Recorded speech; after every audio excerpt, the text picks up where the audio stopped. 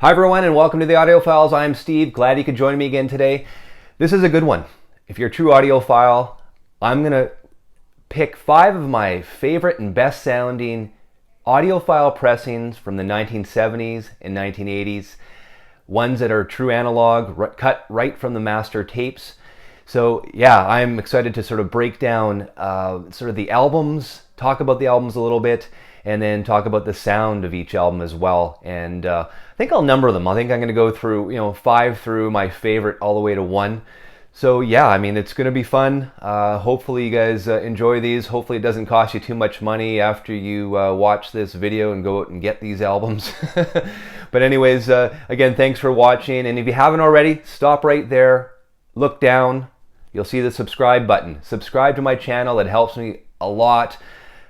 I want to get to 1,000 subscribers. Once I get there, I'm giving away 2 amazing albums. First one, the Abbey Road 50th Anniversary box set, and hasn't been released yet, but on October 15th it will, the Let It Be Super Deluxe box set as well. So by subscribing, you get a chance to win either one of those, or maybe you get both of them, who knows. But anyways, yeah, please do that. Really appreciate it. Hopefully you're enjoying the channel, and we'll continue doing this. Now, I've had a lot of viewers ask me where the great places are to buy vinyl other than Discogs, and there's a few. First one, if you're a Facebook member, join the MoFi Audiophile Buy and Sell Club. Great stuff there. You can trade, you can buy, you can ask for stuff that maybe other members are selling. I would highly recommend joining that club on Facebook right now. And if you're into auctions, another, I think probably the best MoFi auction Facebook group around, it's 8-Man Records, home of the MoFi and audiophile auctions. You'll see there. Join the 8-Man Records group as well. Great stuff there. So let's get going. Let's discuss my 5 favorite audiophile pressings right now.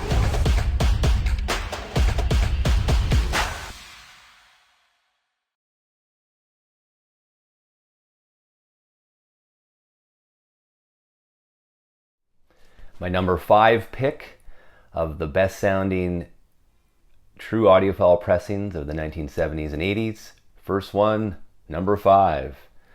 Supertramp's Even in the Quietest Moments. Now, this one was released in April of 1977. It's Supertramp's 5th album and had some huge hits.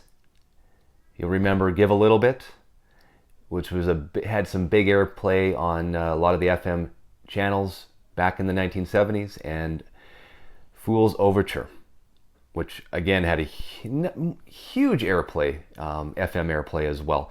This album went on to sell over 500,000 copies, and it is my personal favorite Supertramp album.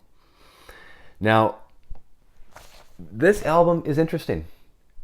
This is an audiophile pressing, A&M audiophile pressing, but it actually, it could be a mobile fidelity pressing. This was half-speed cut from the analog tapes by Stan Ricker,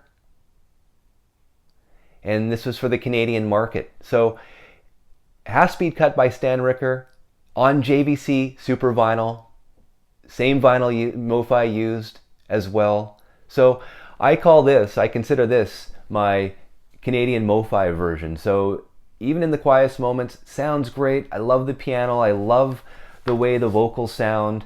The low end hasn't been smoothed out. You can hear the bass. The vocals are up front. All in, this is a quality album. You can still pick them up probably for around $60+ on Discogs, and of course other places that I've mentioned as well. Have a look around. True audiophile pressing. This is a MoFi, even though it's not a MoFi. So I found that really interesting that these are around. So yeah, absolutely. I love this album, Supertramp, Even in the Quietest Moments. Pick it up. You will not be disappointed. My number 4 pick, Mobile Fidelity's Some Girls. I love this album. It was released in June of 1976. It was the 14th British release by the Rolling Stones, or released in I guess it was June of 1976. It was also the first album that featured guitarist Ronnie Wood as a full-time member. Love his work as well. I mean, this album is, I feel, and is my favorite Rolling Stones album. It went on to sell upwards of 6 million copies. Some of the songs you may remember, songs like Miss You, Beast of Burden, Respectable, and Shattered. All incredible hits. Now, this album was recorded in Paris, France. And, what can you say? This album, I mean, incredible. Like the Mo-Fi one here, half cut by Stan Ricker. Incredible sound stage, great clarity, of course, on the super vinyl.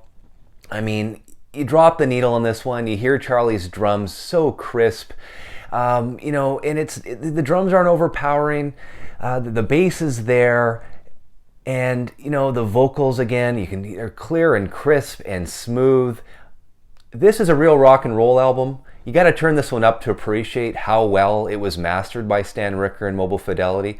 So if you're looking for an amazing, amazing rock and roll album, I think done so good, so well by Mobile Fidelity. Guys, Some Girls by the Rolling Stones, pick it up. On Discogs, probably, or at your local record store, I would expect to see these priced at around anywhere from $100 to $150. So if you're crate digging, you come across this, grab it. Incredible. You won't be disappointed. What can I say? Fly Like an Eagle, Steve Miller Band, and Mobile Fidelity. This one is crisp. I mean, not much you can say. I mean, this is one of my favorite of all time rock and roll albums. I mean, Miller on the Odyssey synthesizer right out of the gate with Space Odyssey right through to Fly Like an Eagle. I mean, the guitars are crisp, the vocals are crisp. This is cut, like I said, by Stan Ricker at half speed. This is a must-have in your audiophile collection. Highly recommend this one. Again, play this one loud. I just love this one. It was released in May of 1976. Some of the hits: Take the Money and Run, Rock Me, Fly Like an Eagle, and Serenade. I mean, this went on to quadruple platinum certification. And Rolling Stone magazine lists this one as one of the top 500 greatest albums of all time. I mean, sonically detailed. Mobile Fidelity did a great job here.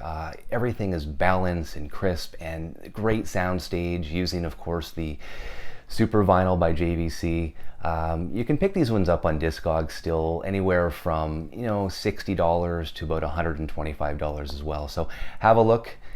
Steve Miller Band, Fly Like an Eagle. Cannot go wrong with this one. Number 2, Fleetwood Mac. The first album with Stevie Nicks and Lindsey Buckingham. What can you say? I mean, this one Mobile Fidelity hit out of the park. This is a must-have for any audiophile collector. You need this album. This is the best sounding Fleetwood Mac album there is. I have the original pressing of this. Canadian original pressing does not compare. I mean, the sound, it's so smooth, it's so transparent. I mean, the great sound stage. The low end, there's a little bit less on the bass, but I mean, the vocals make up for it and complement it throughout the entire album. This is a must-have if you're a Mo-Fi collector or fan or enthusiast, or of course an audiophile collector enthusiast. This album is the best pressing out there. Now, Fleetwood Mac released this one in July of 1975. It was also called the White Album, and it had hits. I mean, the hits are amazing. Over My Head, Warm Ways, Rihanna, Save You Love Me. I mean, wow. Mobile Fidelity released this in January of 1979, and like I said before, great balance on this. You can pick these up anywhere from $45 all the way up to $350 in Discogs. It's a must-have. This is why it's my number 2 pick. It's part of the Mo-Fi canon. You need to own it. Grab one today. Number 1, it needs no introduction. This is Mobile Fidelity's 1979 pressing of Pink Floyd's Dark Side of the Moon. Now, the soundstage on this is superb. Realism. The bass is there. I mean, side 2 is just phenomenal. I just love side 2. You drop the needle on side 2. This by far is my personal favorite, best sounding Mobile Fidelity pressing in my collection. I know there's a UHQR pressing. I don't own that, but from what I own, I love this album. Sonically, the soundstage, like I said, the bass is there. It just pops, and it's just, you gotta crank it up. It kicks in right away. I mean, this album needs no introduction. I'm not even gonna do a background on it today. I guess most of you guys probably own this album. It went on to sell like 45 million copies. So Mobile Fidelity's Dark Side of the Moon. This is the 1979 release. They also have a 1981 release as well, and there's different italics on the top. So have a look there. These ones go for, on Discogs, I mean, anywhere from 60 bucks and upwards to that as well. So yeah, I mean, what more can I say? There is a 30th anniversary. There is the original UK that some say sound better, but again, I'm sticking with this one. I love it. And if you don't have a copy, have a look and enjoy it. And again, turn it up loud. Guys, thanks so much. I hope you enjoyed this. This is for my own personal collection as well. So these are the ones that I feel sound great and I'm very happy to have in my collection. So until next time, keep spinning your vinyl and turning that music up. Have a great day.